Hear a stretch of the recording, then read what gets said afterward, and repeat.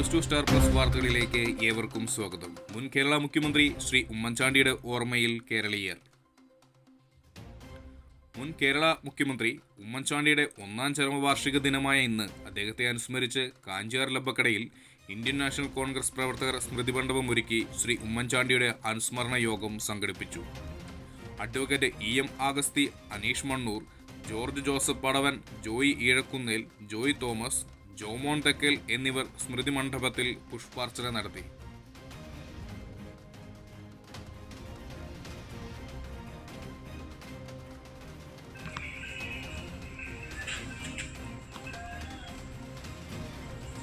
സമയത്തിലെ കാര്യങ്ങളൊക്കെ അന്വേഷിച്ച് ഇറങ്ങിയപ്പോൾ ഞാൻ ഓർക്കുകയാണ്. പിന്നീട് ജോർജ് ജോസഫ് പടവനും അദ്ദേഹവുമായി വളരെ അടുത്ത് ബന്ധമുണ്ടാകാനുള്ള അവസരമുണ്ടായിട്ടുണ്ട്. ഈ മേഖലയിലെ ഹൈറേഞ്ച് മേഖല ഏതൊരു പ്രശ്നത്തിലും അദ്ദേഹം വളരെ സജീവ സാന്നിധ്യമായിരുന്നു എന്ന കാര്യം നമുക്ക് എല്ലാവർക്കും അറിവുകയാണ്. ഇത്രയേറെ പൊതുപരിപാടികളിൽ പങ്കെടുത്തുള്ള മറ്റൊരു നേതാവ് കേരളത്തിലുണ്ടാകുമെന്ന് തോന്നുന്നില്ല.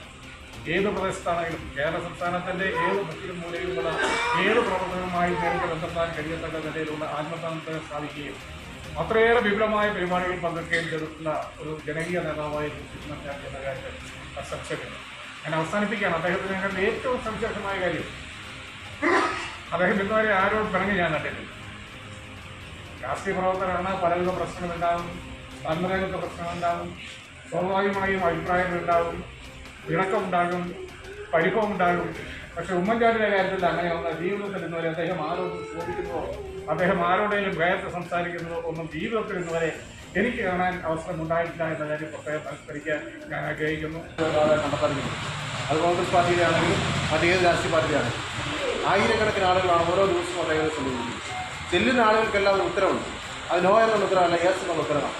അത് ചെറിയ കാര്യത്തിൽ എന്നാലും വലിയ കാര്യത്തിൽ എന്നാലും യെസ് എന്നുള്ള ഉത്തരം നൽകി അവരെ ആശ്വസിപ്പിച്ച് അവർക്ക് ആവശ്യമായ ഏത് സഹായം, സാമ്പത്തിക സഹായമാകാം, മറ്റേതെങ്കിലും കാര്യമാകാം, എന്ത് സഹായമാണെങ്കിലും അത് ചെയ്തു കൊടുത്തിട്ട് വിടുന്ന ഒരു രാഷ്ട്രീയ നേതാവ് അത് ഉമ്മൻചാണ്ടിയിൽ മാത്രം കാണുന്ന ഒരു അത് ഈ നാടിൻ്റെ നന്മയ്ക്ക് വേണ്ടി സകല കാര്യങ്ങൾ, അടിസ്ഥാന സൗകര്യ വികസനം ഉൾപ്പെടെ വലിയ വലിയ ദേശീയ വികസനം വരെയുള്ള കാര്യങ്ങളിൽ അദ്ദേഹത്തിന് ശ്രദ്ധ പതിച്ചിട്ടുണ്ട് എന്ന് നമുക്കറിയാം. ചെറിയ റോഡിൻ്റെ സൈഡ് കെട്ടാൻ വേണ്ടിയോ അല്ലെങ്കിൽ അലിഞ്ഞു പണിയാൻ വേണ്ടിയോ ചെന്നാലും അദ്ദേഹത്തിൻ്റെ കാര്യത്തിൽ ഉത്തരവുണ്ട്. വിമാനത്താവളം പണിയാനും അദ്ദേഹത്തിൻ്റെ കാര്യത്തിൽ ഉത്തരവുണ്ട്. തുറമുഖം പണിയാനും അദ്ദേഹത്തിൻ്റെയും സാധ്യതയുണ്ട്. വിഴിഞ്ഞം തുറമുഖം പണിതതും കണ്ണൂർ വിമാനത്താവളം പണിതതും കൊച്ചി മെട്രോ പണിതതും ഒക്കെ അദ്ദേഹത്തിൻ്റെ ഇച്ഛാശക്തിയുടെ വലിയ വലിയ നേട്ടങ്ങളാണ്. അതുപോലെ തന്നെയാണ് നമ്മൾ ചെറിയ ചെറിയ ആവശ്യങ്ങൾക്ക് വേണ്ടി നമ്മുടെ വാർഡ് പ്രസിഡന്റ് എന്നാലും ബൂത്ത് പ്രസിഡന്റ് എന്നാലും ചെറിയ അസുഖങ്ങളുള്ള രോഗങ്ങളുള്ള ആളുകൾ ചെന്നാലും ഒക്കെ അദ്ദേഹം അവർക്കെല്ലാം സമീപസ്ഥരാണ്, അവർക്കെല്ലാം ശരിയായ ഉത്തരം നൽകുന്ന ഒരു വ്യക്തിത്വമാണ്. ആ ഒരു നിലയിൽ ഒരു രാഷ്ട്രീയ നേതാവ് എന്നുള്ള നിലയിൽ, ഭരണാധികാരി എന്നുള്ള നിലയിൽ അദ്ദേഹത്തിൻ്റെ വ്യക്തിമുദ്രയെ കുറിച്ച് പറയുന്നത് നമ്മുടെ എല്ലാം മുന്നിലുള്ളതാണ്. ഓരോ കോൺഗ്രസ് പ്രവർത്തകർക്കും ഏറ്റെടുക്കാൻ കഴിയുന്ന വലിയൊരു മാതൃകയാണ് അദ്ദേഹത്തിൻ്റെ. അതുകൊണ്ട് തന്നെ അദ്ദേഹത്തിൻ്റെ 1-ാം ചരമവാർഷികം തീർച്ചയായിട്ടും നമുക്ക് ഏവർക്കും ദുഃഖം നൽകുന്നതാണ്. അതോടൊപ്പം നമുക്ക് ഈ മറ്റ് ജനങ്ങളെ സഹായിക്കാനുള്ള നമ്മുടെ ബാധ്യതയും ഉത്തരവാദിത്വവും നമ്മളെ അനുസ്മരിപ്പിക്കുന്നത് കൂടിയാണ്. തീർച്ചയായിട്ടും ആ ഒരു നിലയിൽ ഇന്ന് ഉച്ചയ്ക്ക് ആകാശപ്പറവയ്ക്ക് ഭക്ഷണം കൊടുക്കുന്നു. മറ്റ് മണ്ഡല കമ്മിറ്റികളൊക്കെ ആ നിലയിലുള്ള ഏതെങ്കിലും ഒരു ജീവകാരുണ്യ പ്രവർത്തനം ഏറ്റെടുത്തുകൊണ്ടാണ് മുന്നോട്ട് പോകുന്നത്.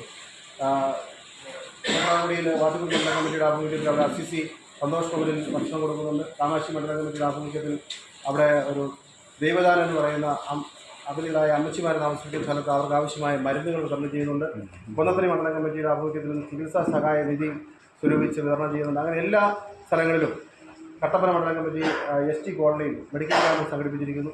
അങ്ങനെ എല്ലാ സ്ഥലത്തും പാർട്ടിയുടെ നേതൃത്വത്തിൽ ജീവകാരുണ്യ പ്രവർത്തനങ്ങൾക്ക് നേതൃത്വം മുൻകൈ എടുത്തുകൊണ്ട് മുന്നോട്ട് പോകാനായിട്ട് ശ്രമിക്കുകയാണ്. എന്നുവെച്ചാൽ അദ്ദേഹത്തിൻ്റെ ആ പ്രവർത്തനങ്ങളിലും അദ്ദേഹത്തിൻ്റെ ജീവിതത്തിലും പാപങ്ങളോടും അനുകമ്പ അറിയിക്കുന്ന ആളുകളോടുമുള്ള അദ്ദേഹത്തിൻ്റെ മൃദുവായ സമീപനം അത്രത്തോളം വലുതായെന്ന് മനസ്സിലാക്കിക്കൊണ്ടാണ് ഓരോ പാർട്ടി ഘടകവും അത്തരത്തിലുള്ള ജീവകാരുണ്യ പ്രവർത്തനങ്ങൾ മുന്നോട്ട് പോകുന്നത്. തീർച്ചയായിട്ടും അദ്ദേഹത്തിൻ്റെ ആ ഓർമ്മകൾ.